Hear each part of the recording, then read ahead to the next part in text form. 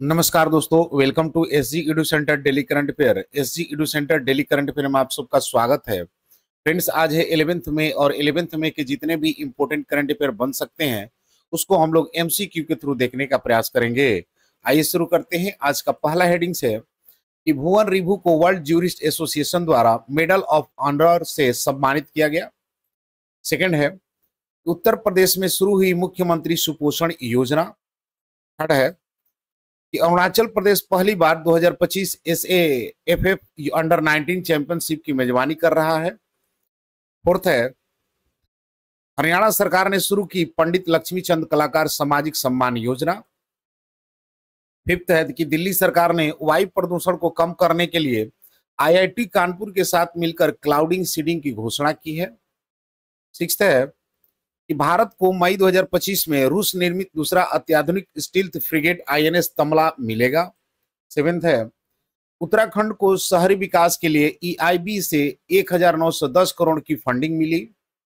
Eighth है कि DPIIT ने स्टार्टअप एमएसएमई और उद्यमों को सशक्त बनाने के लिए हैफल इंडिया के साथ साझेदारी की। नाइन्थ है कि 72वें मिस वर्ल्ड फेस्टिवल में सोनू सूद को प्रतिष्ठित ह्यूमैनिटेरियन अवार्ड के लिए चुना गया। टेंथ है कि रोमन कैथोलिक चर्च के नए पोप के रूप में कार्डिनल रॉबर्ट फ्रांसिस प्रोवोस्ट लियो 14 का चयन किया गया। आज का कोटेशन है कि हर मुश्किल में एक मौका छुपा होता है, बस नजर चाहिए उसे पहचानने की। यानी every challenge hide an opportunity, you just need the vision to see it.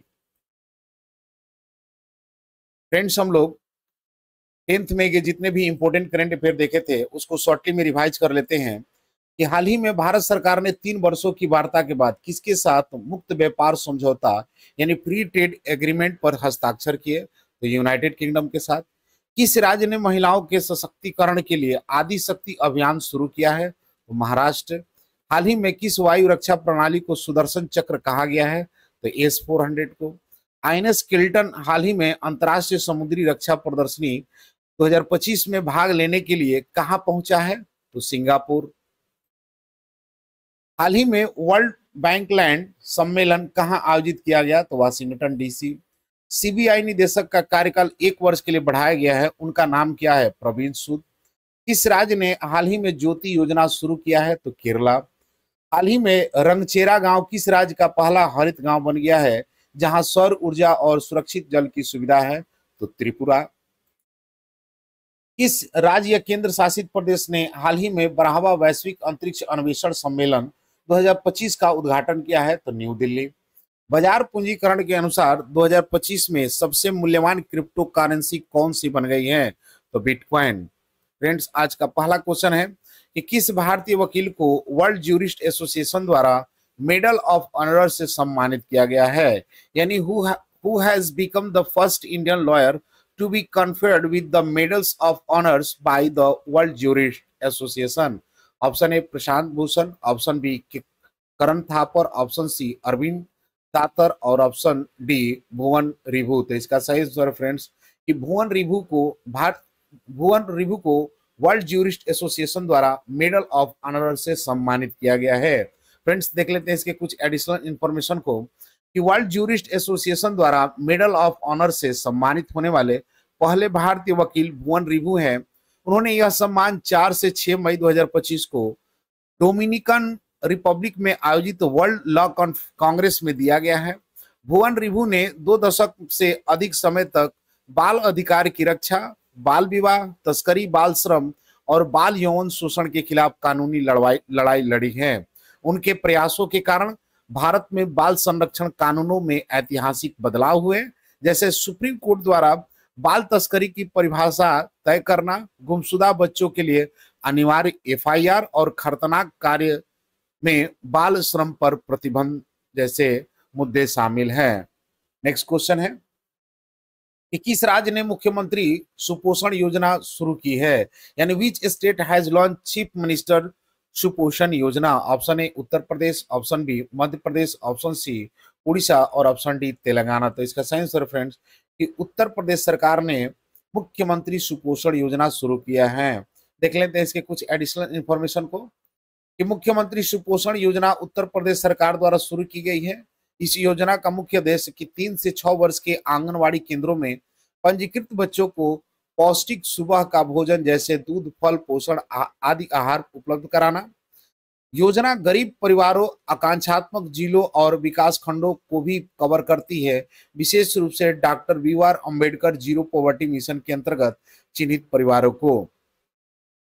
Take home ration की इकाई सभी जिलों में स्थापित की जाएगी, जिससे बच्चों और महिलाओं को पोषण युक्त खाद्य सामग्री मिल सके। नेक्स्ट क्वेश्चन है कि 2025 एसएएफएफ अंडर 19 चैंपियनशिप की मेजबानी पहली बार कौन सा राज्य कर रहा है, यानी which state is hosting the 2025 SAFF under 19 championship for the first time. Option A Bihar, option B Meghalaya, option C Arunachal Pradesh और ऑप्शन डी दिल्ली। तो इसका सही आंसर फ्रेंड्स कि अरुणाचल प्रदेश। अरुणाचल प्रदेश जो है 2025 एसएएफएफ अंडर 19 चैंपियनशिप की मेजबानी पहली बार कर रहा है। फ्रेंड्स यह मेजबानी अरुणाचल प्रदेश कर रहा है। तो देख लेते हैं अरुणाचल प्रदेश को मैप में। Arunachal Pradesh north east India का एक स्टेट है जिसका कैपिटल ईटानगर। गवर्नर की बात करें कैवालिया त्रिविक्रम पटनायक हैं, जबकि सीएम आपके पेमा खांडू। लोकसभा की 2 और राज्यसभा की 1 सीटें हैं। फ्रेंड्स देख लेते हैं इसके कुछ एडिशनल इंफॉर्मेशन को कि 2025 की एसएएफएफ अंडर 19 चैंपियनशिप की मेजबानी पहली बार अरुणाचल प्रदेश राज्य में कर रहा है। यह टूर्नामेंट 9 से 18 मई 2025 तक यूपिया के गोल्डन जुबली स्टेडियम में आयोजित हो रहा है। इसमें दक्षिण एशिया के 6 देशों की अंडर 19 टीमें भाग ले रही हैं।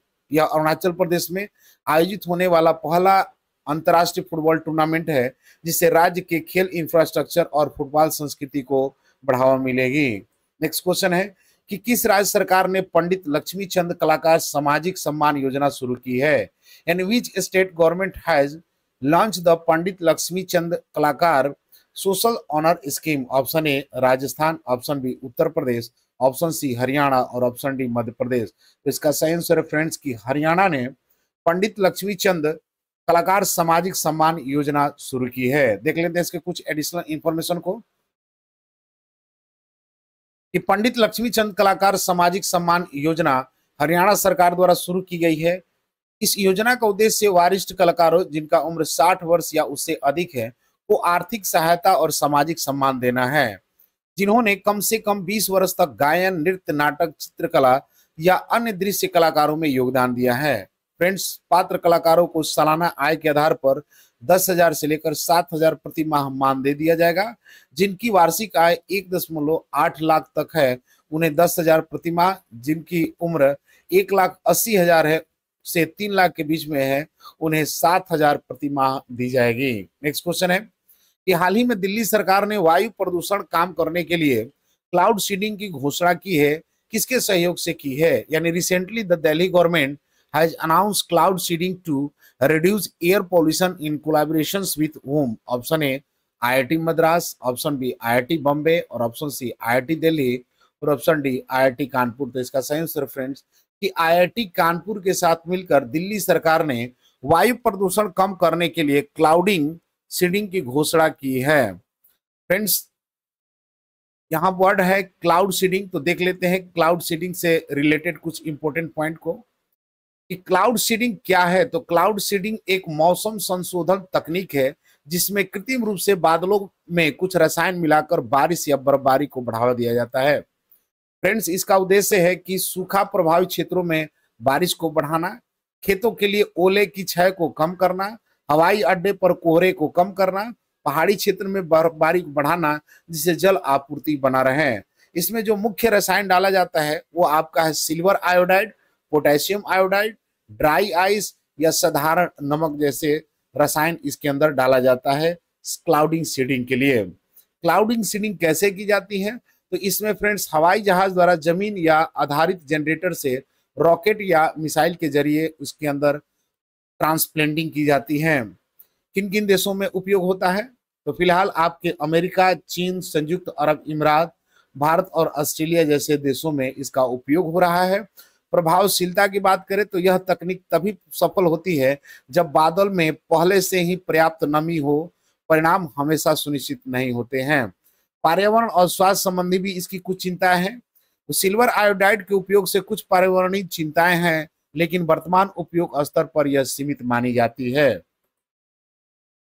देख लेते हैं इसके कुछ एडिशनल इंफॉर्मेशन को कि हाल ही में दिल्ली सरकार ने वायु प्रदूषण को कम करने के लिए क्लाउड सीडिंग यानी कृत्रिम वर्षा की घोषणा की है। यह परियोजना आईआईटी कानपुर के सहयोग से चलाई जाएगी। इस योजना के तहत दिल्ली एनसीआर क्षेत्र में 5 क्लाउडिंग सीडिंग ट्रायल किए जाएंगे, जिनका पहला ट्रायल मई जून 2025 में प्रस्तावित है। इस परियोजना का कुल बजट फ्रेंड 3,21 करोड़ है, जिसमें ट्रायल्स, एयरक्राफ्ट कैलिब्रेशंस और अन्य लॉजिस्टिक शामिल है। क्लाउड सीडिंग का मुख्य उद्देश्य कृत्रिम वर्षा द्वारा प्रदूषण के कण को नीचे गिराना और वायु गुणवत्ता में सुधार करना है। नेक्स्ट क्वेश्चन है कि भारत को मई 2025 में दूसरा उन्नत स्टील्थ फ्रिगेट आईएनएस तमला किस देश से मिलेगा, यानी India will receive the second advance stealth frigate INS Tamal build in which country in May 2025। Option है Russia, option B America, option C Britain और ऑप्शन डी ऑस्ट्रेलिया। तो इसका सही आंसर फ्रेंड कि रसिया, यानी भारत को मई 2025 में दूसरा उन्नत स्टील फ्रिगेट आईएनएस तमला रूस से मिलेगा। फ्रेंड्स देख लेते हैं इसके कुछ एडिशनल इंफॉर्मेशन को कि भारत को दूसरा अत्याधुनिक स्टील फ्रिगेट आईएनएस तमला रूस से निर्मित होकर मई 2025 में सौंपा जाएगा।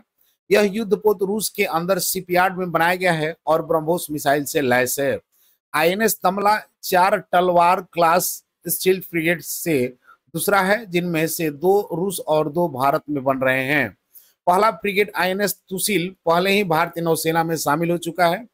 आईएनएस तमला के सभी समुद्री परीक्षण रूस में पूरे किए जा चुके हैं और इससे भारतीय नौसेना के दल द्वारा भारत लाया जाएगा। नेक्स्ट क्वेश्चन है कि हाल ही में किसे शहरी विकास के लिए ईआईबी से 1910 करोड़ की फंडिंग प्राप्त हुई है, यानी which has recently received the funding of worth 1910 crore from EIB for urban development. Option A Punjab, option B Uttarakhand, option C Maharashtra और option D none of this. तो इसका सही आंसर फ्रेंड्स कि उत्तराखंड की सरकार ने शहर विकास के लिए ईआईबी से 1910 करोड़ की फंडिंग प्राप्त किया हुआ है।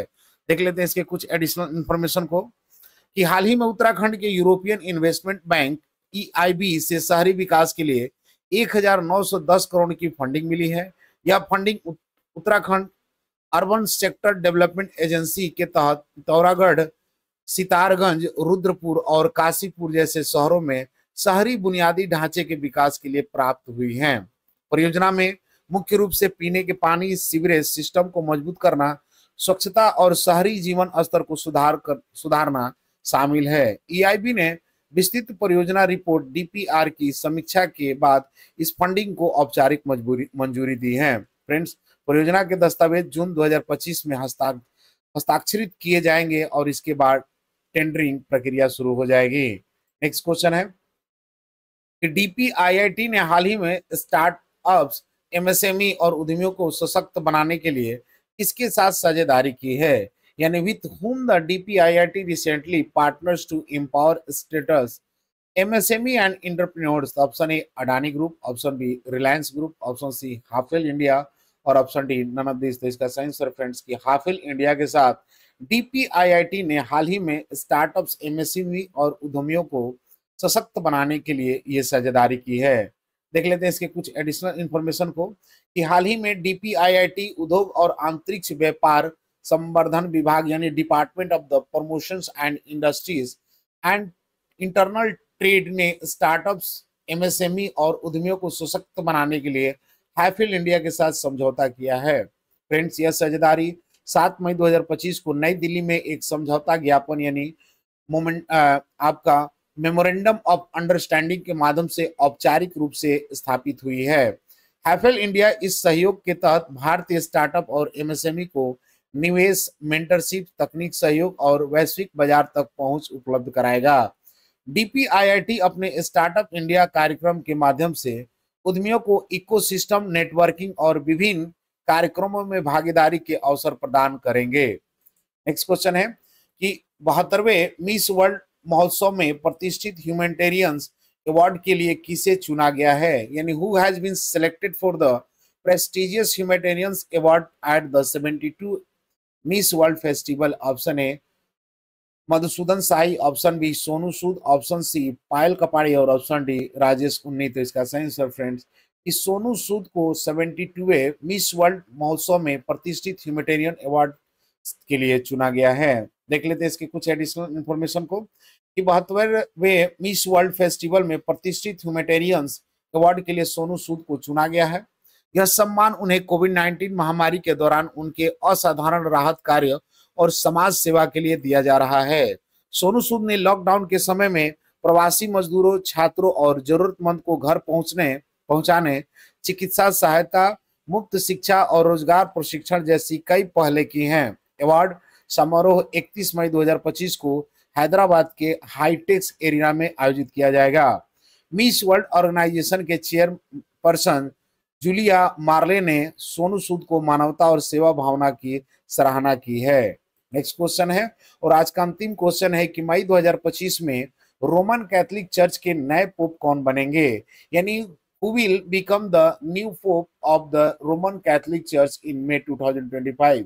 Option A Robert Prevost, option B George पिलबी और option C Joseph Ratzinger और option D Carlo Maria Vigano. तो इसका सही आंसर फ्रेंड कि रॉबर्ट प्रोवेस्ट जो है रोमन कैथोलिक चर्च के नए पोप बने हैं। देख लेते हैं इसके कुछ एडिशनल इंफॉर्मेशन को कि मई 2025 के मई माह में रोमन कैथोलिक चर्च के नए पोप के रूप में कार्डिनल रॉबर्ट फ्रांसीसी प्रोवेस्टे का चयन हुआ है, जिन्होंने पोप ली 14 नाम अपनाया है। वे पहले अमेरिका मूल के पोप है जिनके जन्म शिकागो अमेरिका में हुआ था। कार्डिनल प्रोवेस्ट का चयन 133 कार्डिनलों की ऐतिहासिक कॉन्क्लेव प्रक्रिया के माध्यम से हुआ है।